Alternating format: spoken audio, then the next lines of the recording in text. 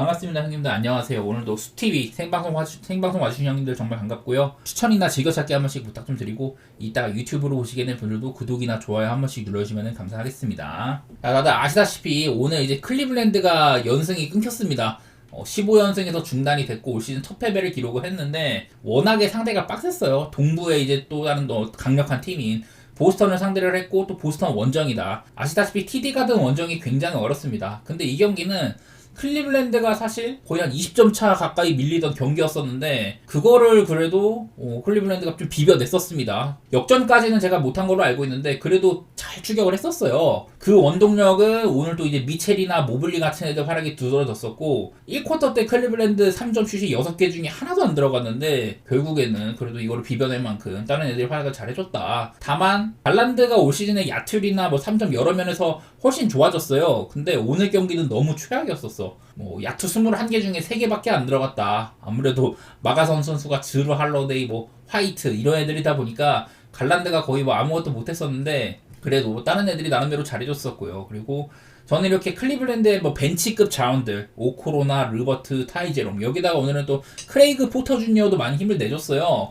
그래서 그런 것들이 클리블랜드가 쫓아갈 수 있는 원동력이었었는데, 너무 좀 초반에 안 터지는 바람에 역시나 클리블랜드가 강팀이라는 거를 확인할 수 있는 경기였었는데, 오늘은 이제 미첼이나 모블리가 좀 출전 시간이 길었었습니다. 아마 이제 미첼이 40분 뛰고 모블리가 38분 뛰었는데 백투백이어서 그런 것들이 조금 걱정되기는 해요. 뉴올리언스는 내일 맥컬럼이 돌아올 수도 있다고 합니다. 아시다시피 지금 뉴올리언스가 요즘에 정말 좋지가 못하죠. 제가 여기 밑에는 5경기라고 정리를 해왔는데, 5경기가 아니라 가장 직전 경기 댈러스전까지 합하면 6경기잖아요. 그거를 넣더라도 참 별로예요. 오늘도 91점에 그쳤었고, 최근 6기 동안 뉴올리언스가 88점, 105점, 88점, 101점, 99, 91 이렇게밖에 못 넣었거든요. 점수를. 그야말로 생산력이 바닥이다 이렇게 얘기를 할 수가 있는데, 아무래도 부상이 너무 많죠. 맥컬럼이 돌아온다면 그나마 조금 나아질 수는 있겠지만은 여전히 뉴올리언스는 좋지가 못하다. 특히 이제 뉴올리언스가 또 홈에서는 조금 비비는데 원정에서는 정말 좋지가 못해요. 아무래도 요즘에 원정에서 올랜도, 오클라호마, 댈러스 이런 애들을 상대를 했는데,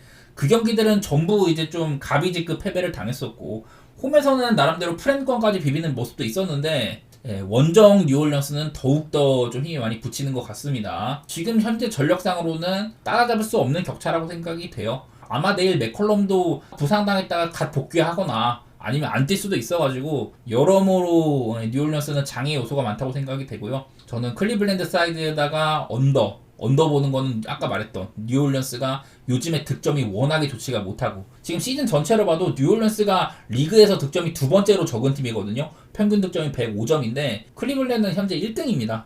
이렇게 생산력에서의 격차가 아주 크다고 생각이 돼서 저는 클리블 사이드의 언더 이렇게 보도록 하겠습니다. 다음 경기는 미러키 대 시카고인데, 자 이제 릴라드가 복귀를 하고, 미러키는 어찌 보면 미들턴 빼고는 정상 전력이라고 볼 수는 있습니다. 근데 아무래도 팀이 지금 잘 맞춰지지가 못하고 있어요. 수비적으로나 공격적으로나 뭔가 이제 미러키가 딱 동부의 강호다운 이런 색깔들을 못 보여주고 있는 와중에 그래도 홈 경기이긴 합니다, 이게. 근데 오늘 이제 시카고 보시다시피 지금 수비나 다 안 돼요. 리그에서 수비를 현재 가장 못하고 있다. 최근 7경기를 살폈을 때 시카고가 그래도 이 기간 동안 반타작 비슷하게 했습니다. 3승 4패 정도 했는데 그 기간 동안 리그에서 실점이 가장 많았었고요.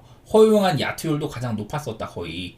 이런 셈인데 그래도 공격은 꾸준히 잘해줬었거든요. 지금 시카고는 아무래도 기디, 화이트, 라빈 이런 애들의 3점들이 전부 다 괜찮은 와중에 있어. 근데 벤치가 좀 생산성이 많이 낮죠. 도순무 정도 말고는 딱히 뚜렷하게 벤치에서 막 색깔을 내주는 선수가 많지는 않다. 그나마 이제 올 시즌에는 부세비치도 외곽에서 힘도 더해주고 있고, 시카고는 5아웃에다가 공격 방향성은 다채롭기는 하거든요. 그렇다고 시카고를 얘네를 도깨비 팀으로 봐야지. 어디까지나 안정적인 전력에 이겨줄 수 있는 팀 이렇게 접근하는 건 무리라는 생각이 있기는 해요. 겉으로 보이는 이런 득점 뽑은 거나 야투율 3점 여러 가지로 나쁘진 않은데, 이런 것들이 승리로 이어지냐? 그거는 좀 애매하다는 생각이 있고요.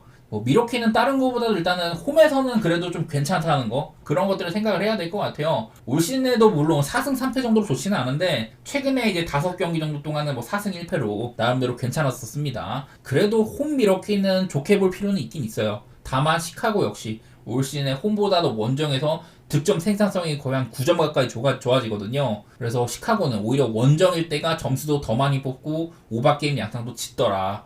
이런 것들이 확인이 돼가지고 내일도 기준점이 되게 높아요. 지금의 미러키를 생각을 하면은 사실 오버보기가 조금 힘든 팀인데 시카고의 색깔은 확연하게 오버팀이긴 합니다. 경기당 지금 뭐 거의 한 246점씩 이렇게 뽑아내고 있기 때문에 템포상으로는 아무래도 시카고를 생각하면 오바를 보는 게 맞는데 과연 미러키가 그만큼 해줄 수 있냐 이런 것들이 관건인데요. 그래도 미러키도 상대가 같이 뛰면은 서로 뛰는 팀이기는 해요. 그거를 감안을 해도 237은 조금 높아 보이긴 하지만은 저는 일단은 오바 같은 거 생각 좀 해보고 승패 방향성은 물론 미러키가 홈이니까 이겨줄 거는 같은데 7.5는요 이거는 좀 애매해. 프레는 시카고 사이드로 봐도 괜찮다고 생각이 되긴 하거든요. 어려운 경기인 것 같아요.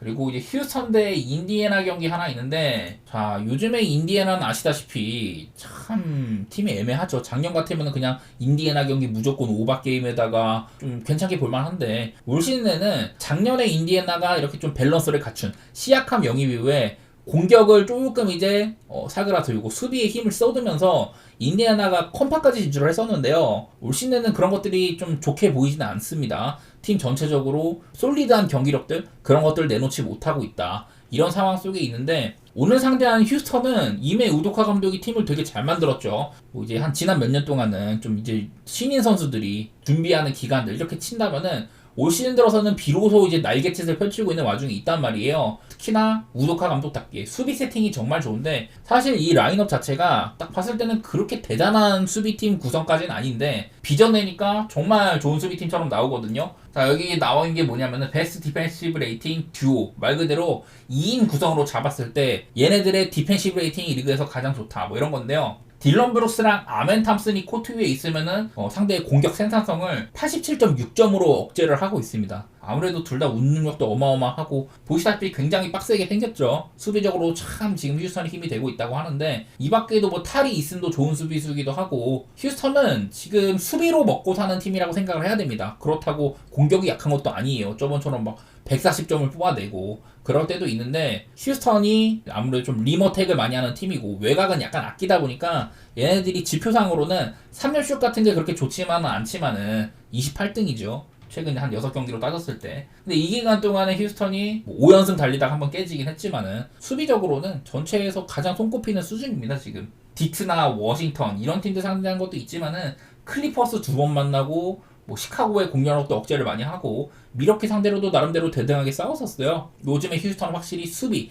방패로 패는 팀의 느낌이 난다. 뭐 인디애나도 올 시즌에 3점 같은 것도 보면은 시아캄이나 터너, 메서린, 셰퍼드 이런 애들, 니스미스는 지금 부상이고 이런 애들이 3점을 꽤 잘 던져주고 있기는 해요. 30% 후반대에서 40%까지 그렇게 쏴주고는 있어. 대신에 가장 많은 포지션을 가져가는 할리버튼의 컨디션이 너무나도 좋지가 못하다. 이런 것들이 관건이라 가지고 인디애나의 색깔이 되게 좀 애매합니다. 하지만 저는 늘 이제 휴스턴 얘기를 했던 게 얘네들이 상대팀보다 기본적으로 수비가 좋은 팀이고 좀 리바운드, 공격 리바운드도 리바운드고 상대팀의 공격을 이제 세컨 찬스 기회를 잘 안 주거든요. 리그 1위의 이런 리바운드, 오펜도 많고 수비 리바운드도 잘 안 뺏기고 저는 휴스턴이 인디애나보다 더 많은 공격을 할 거라고 생각이 돼요. 오늘도 인디애나가 이제 좀 우리가 알고 있는 그런 인식보다는 포워드들이 많아서 오펜도 많고 그런 팀의 인식보다는 최근에는 이렇게 리바운드가 전체 뒤에서 세 번째거든요. 보드 장력 면에서도 인디애나 썩 좋지는 못하다.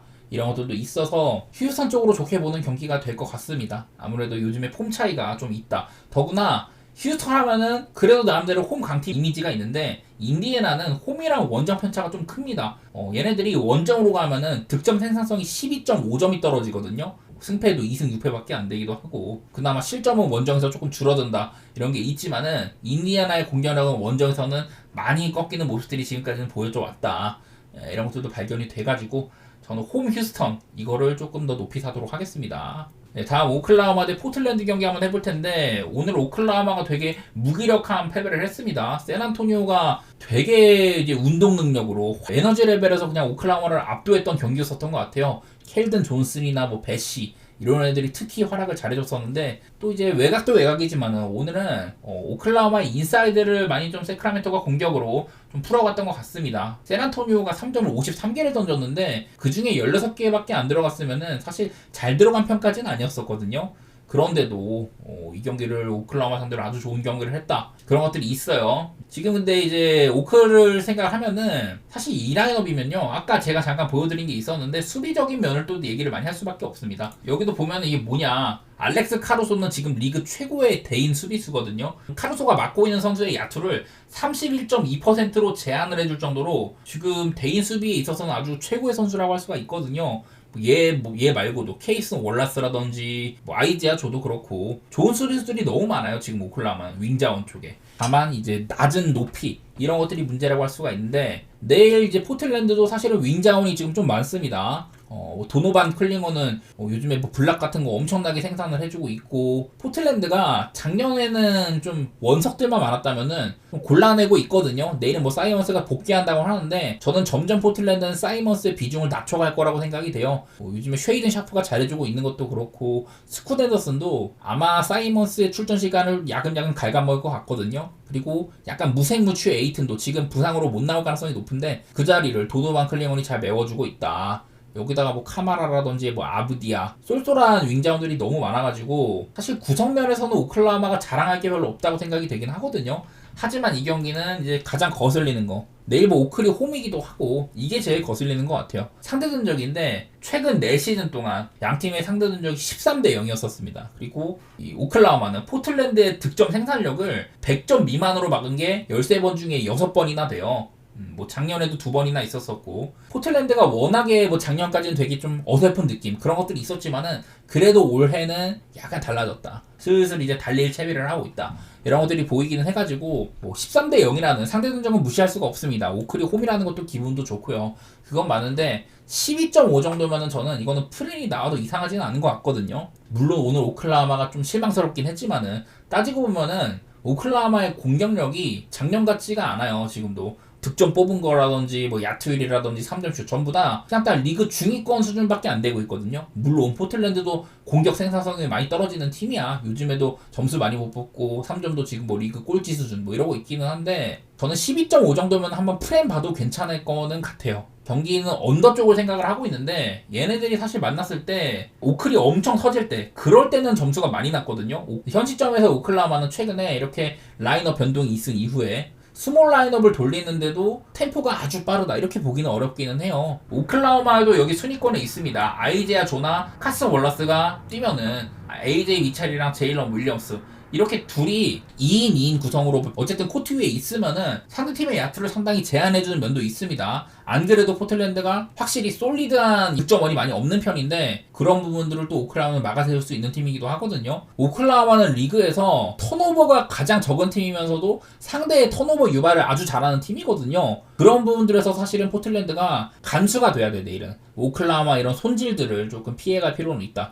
최대한 가능하면 일단 슛으로 연결하는 거 그게 최우선 과제라고 할 수 있을 것 같습니다. 양팀의 턴오버 개수 차이 여기서 파생되는 서로의 격차 이런 것들이 발생할 수 있기 때문에 이것도 생각하시는 분들은 뭐 오클 쪽으로 봐도 나쁠 건 없을 것 같기는 해요.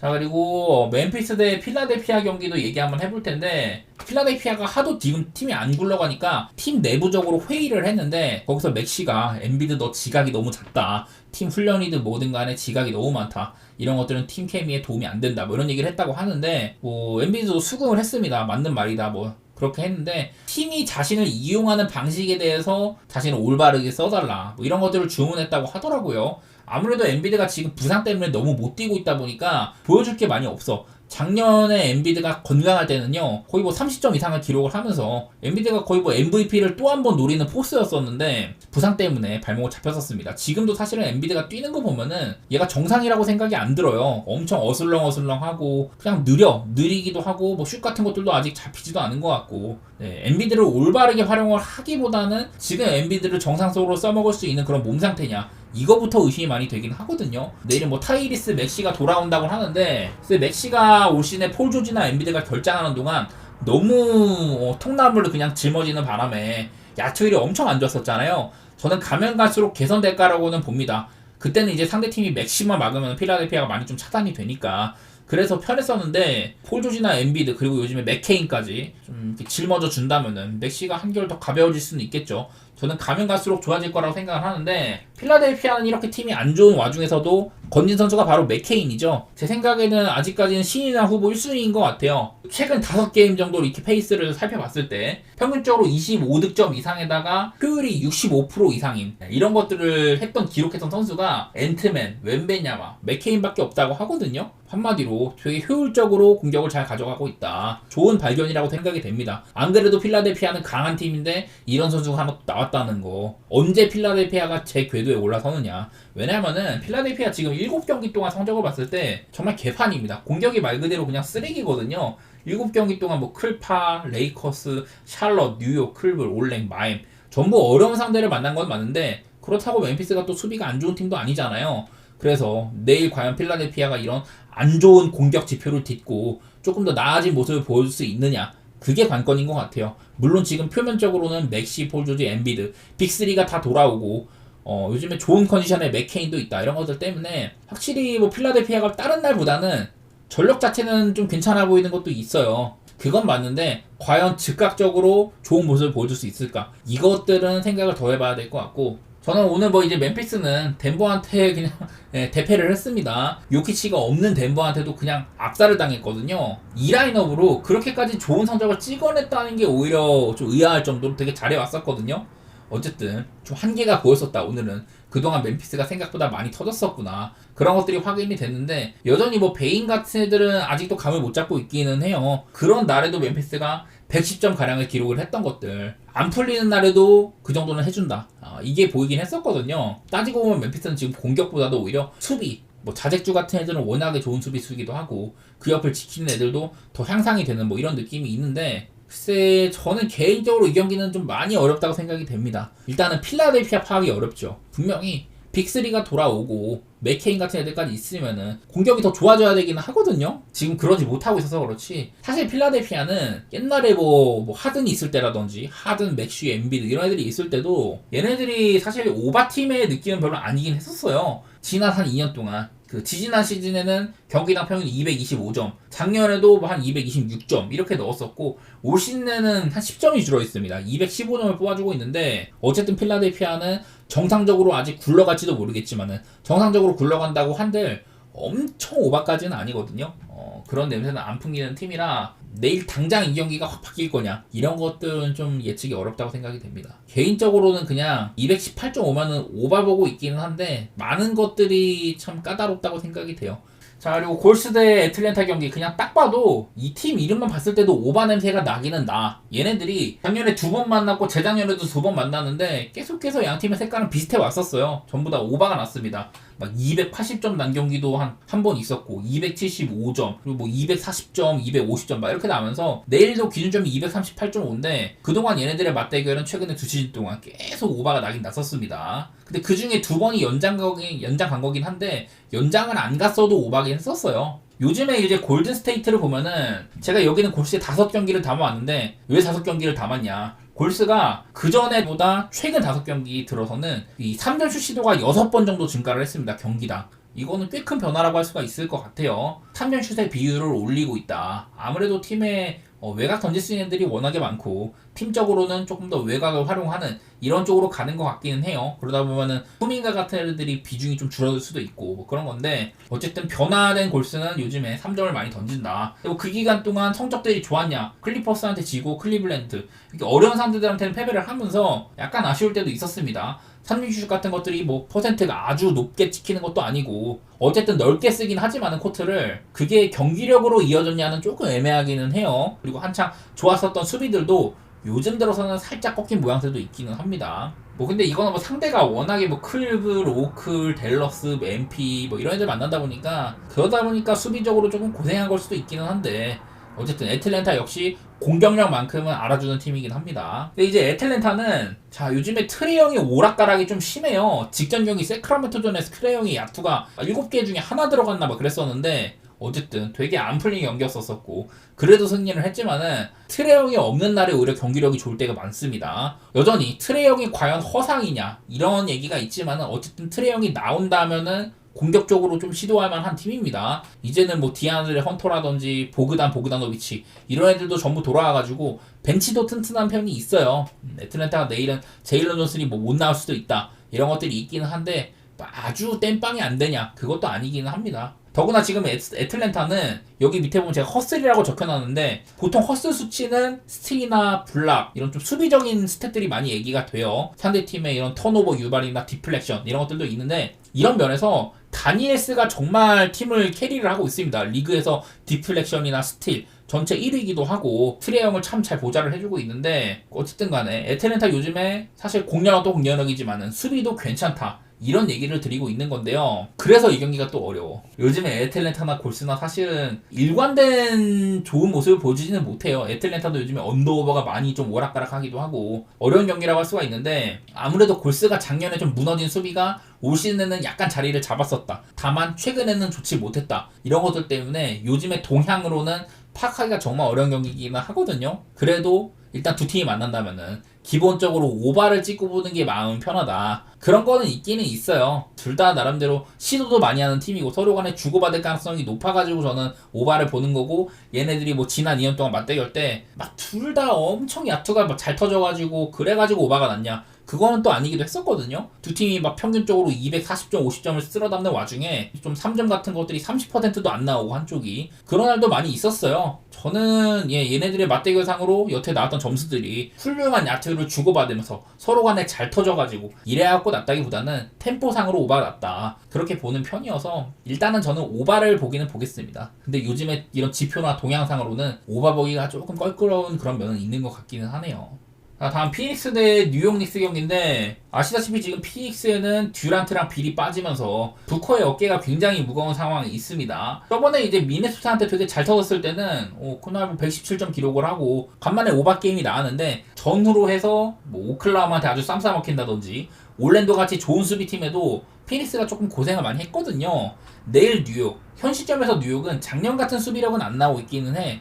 근데 공격력이 요즘에 평균적으로 괜찮습니다. 최근에 5경기 동안 워싱, 브루클린, 시카고, 필라델피아 전부 좀 약팀을 만나가지고 이게 좀 좋게 찍히는 것도 있겠지만은 시카고 같은 애들도 껴있고 하다 보니까 워싱턴이나 그래가지고 점수가 많이 좋게 찍히고는 있는데 어쨌든 올 시즌의 뉴욕은 평균적으로 점수 자체는 심심치 않게 뽑아주고 있어요. 홈이나 원정 가리지 않고 전체적으로 한 117점가량 뽑아주니까 평균적으로는 이런 면에서는 일단은 뉴욕은 작년처럼 마냥 언더팀 생각은 조금 힘들다. 이런 것들을 좀 얘기를 할 만한 것 같은데 피닉스는 내일도 부커를 믿고 가야 되기는 가야 돼요. 팀에서 점수를 뽑아줄 수 있는 게 부커라든지 뭐 끼케야지 뭐 타이어스 존스가 10점대 정도 두 자릿수 점수 더해주는 정도고 그레이슨 알렌 뭐 이런 애들이 더해주는 편인데 부커를 막아 세우면은 사실 팀이 잘 안 굴러갈 수밖에 없습니다. 피닉스가요.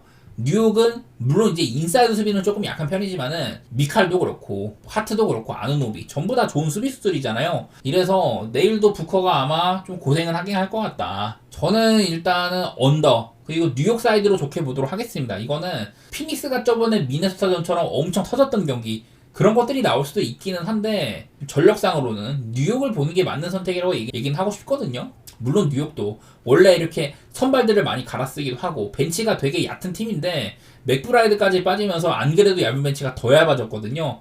이런 것들이 아쉽긴 하다. 어찌 보면 이것도 뉴욕의 벤치에서는 점수가 좀 덜 날 것이다. 이렇게 해석할 수도 있는 거고 언더 쪽으로 보도록 할게요. 근데 언더가 나려면은 이것도 피닉스가 되게 점수가 적게 나야 된다. 이런 조건은 붙을 것 같아요. 한마디로 부커를 막아 세워야겠다. 전 동료인 미칼 같은 애들이 좀 힘 좀 내줬으면 좋겠네요. 자, 그리고 클리퍼스 대 올랜도 경기가 있는데요. 한눈에 봐도 언더 냄새가 많이 납니다. 그리고 내일 클리퍼스가 또 이제 노먼 파웰이 빠지잖아요. 사실 올 시즌에 물론 하든도 하든이지만 아마 클리퍼스에서 지금 노먼 파웰이 평균 득점이 가장 높을 거예요. 물론 클리퍼스의 기본적인 공격을 세팅해주는 선수는 하든이긴 한데 스코어링적인 측면에서는 사실은 파웰이 많이 담당을 합니다. 아무래도 지금 뭐 카와이도 없고 이러다 보니까 하든이 막 수비 어그로 많이 끌어들이면은 빈 공간에 있는 파웰이 뭐 받아가지고 3점 올린다든지 본인이 풀업으로 바로 땡길 수도 있고 받아가지고 캐치한 샷도 가능하고 참 좋은 슈터라는 생각이 있고 스코러라는 생각이 있는데 파웰이 없으면은 클리퍼스에서 공격 누가 하지? 이런 생각이 많이 들기는 해요. 물론 하드는 뭐 파웰이 없어도 옆에 있는 크리스 던이나 테렌스 맨 이런 애들을 좀 살려줄 수도 있어. 대존주 같은 애들도 두 자릿수 득점 시킬 수도 있고 그거는 맞는데 너무 좀 조건이 많이 붙기는 합니다. 그리고 또 올랜도에는 이 훌륭한 앞선 수비수인 KCP나 썩스가 버티고 있기 때문에 내일도 하든이 좀 고생할 거는 같거든요. 모든 팀들이 클리퍼스 상대하는 방법을 알아. 하든한테 무조건 팀에 가장 좋은 수비수를 붙여가지고 얘를 최대한 제한시켜야 된다. 사실 뭐 그걸로 하든을 완전 제어할 수는 없어요. 왜냐면 하든이 최전성기 때는 뭐 상대팀에 좋은 수비수가 붙든 더블팀이 붙든 본인이 몸방으로 밀고 들어가가지고 자유투를 삥 뜯는다든지 아니면 뭐 스텝백 3 비어있는 선수한테 패스를 빼주는 능력들 이렇게 막 여러가지 선택지가 있는데 지금은 하드는 그 중에서도 어시스트를 가장 많이 좀 신경 쓴다고 보이거든요. 본인의 득점력보다는 팀원들을 살려주는 것들 그거를 우선시하고 있는데 뭐 내일은 뭐 파일이 없어가지고 아쉽기는 해. 가장 하든의 도움을 많이 받아갖고 점수를 올려줄 수 있는 그런 친구가 없는 건 아쉽긴 하지만은 그래도 뭐 팀이 안 굴러갈 것 같지는 않아요. 근데 일단 올랜도는 걱정스러운 게 또 원정이라는 거겠죠. 올랜도가 올 시즌에 뭐 직전 경기는 원정에서 승리를 했었어요. 올 시즌에 올랜도는 원정에서 2승 6패 개막전 때 한 번 이기고 그 이후에 6연패 쭈르륵 했다가 홈으로 와가지고 5연승을 했습니다. 직전 이제 피닉스 원정에서 승리를 했어요. 어쨌든 원정을 한번 극복해 봤다는 거. 물론 지금 그 당시에 피닉스는 부커밖에 없는 빌이나 듀란트가 없는 그런 상황이긴 했지만은 내일 클리퍼스도 지금 카와이도 없는데 파웨까지 없다. 올랜도가 나름대로 대진운이 좋은 셈이라는 생각이 있기는 하거든요. 그래서 나는 내일도 올랜도 봐도 괜찮겠다. 물론 올랜도도 지금 벤케로나 웨인카주 이런 애들이 오락가락하긴 하지만은 근데 클리퍼스만큼 이렇게 좀 공백이 심한 상황처럼은 안 보이기는 해요. 올랜도가 뭐 다른 것보다 이게 제일 중요한 것 같죠. 6연승을 달리고 있는데 물론 홈에서의 경기가 5경기긴 하지만은 직전 피닉스를 99점을 막아세운 것까지 최근 6경기 동안 수비가 아주 눈부신 수치들이 보입니다. 저는 이거를 가장 좀 최우선시할 것 같아요. 207.5. 참 이거는 정말 낮은 기준점이기는 한데 그래도 언더를 봐야 될 거는 같아요. 저는. 올랜도가 생각보다 그리고 점수 좀 뽑기는 뽑거든요. 클리퍼스도 상대랑 막 엄청 맞붙어서 뛰면은 점수가 많이 날 때도 있고 그래서 언더가 너무 기준점이 낮기는 한데 그래도 색깔 자체는 언더로 봐야 될 것 같아. 이거는 조금 더 제가 고민해봐야 될 것 같고 그리고 올랜도가 원정에서 한 번 더 원정이 정말 약한 팀이긴 한데요. 그리고 클리퍼스도 참 얘네들 진짜 지난번 골스처럼 영문도 모르겠는 승리 그런 것들을 잘 거둔 팀이라 어렵기는 하지만은 근데 지금 파웰이 빠진 거는 득점 생산성 면에서 너무 큰 타격이라고 생각이 돼가지고 저는 올랜도 사이드로 좋게 보도록 하겠습니다.